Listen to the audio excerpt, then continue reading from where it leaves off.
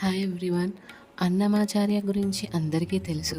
కానీ ఆయన గురించి తెలియని ఒక స్టోరీ నేను మీకు చెప్పబోతున్నాను. అదేంటంటే అన్నమాచార్య గారి జీవితం, ఆయన రాసిన కథలన్నీ శ్రీ వెంకటేశ్వర స్వామి భక్తితో నిండి ఉంటాయి. ఆయన జీవితంలో ఒక అద్భుతమైన సంధి కథ ఉంది. అదేంటంటే ఒకసారి అన్నమయ్య స్వామివారికి కీర్తన రాస్తూ ఉండగా 2 పద్యాలను కలపడానికి ఒక సంధి అవసరమైంది. ఎంత ఆలోచించినా సరైన పదజాలం ఆయనకు రాలేదు. ఆ ఆలోచనలో అలసిపోయి నిద్రపోయాడు.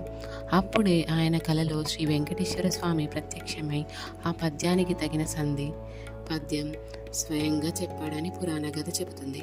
లేచి చూసినప్పుడు ఆయన గ్రంథంలో అదే పద్యం అందంగా రాసి ఉండేది. అన్నమయ్యకు అర్థమైంది, ఇవి నా పద్యాలు కాదు, స్వామివే నన్ను ఉపయోగిస్తున్నాడు. ఈ సంఘటన ద్వారా అన్నమయ్య అందరికీ చెప్పింది ఏమిటంటే, నిజమైన కీర్తన భక్తి మనసులోంచి రాదు, దేవుడు ప్రసాదిస్తాడు. భక్తుని హృదయం దేవునికి వాద్యం మాత్రమే.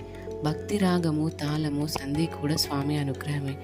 అందుకే అన్నమయ్య కీర్తనలు యుగాల పాటు పాడబడుతున్నాయి. ఆయన 32,000 కీర్తనలకు పైగా రాశారని చెబుతారు. వాటిలో చాలా భక్తులు పాటిస్తున్నవి ఈ సంధి లాంటి దైవ అనుభూతుల వలనే.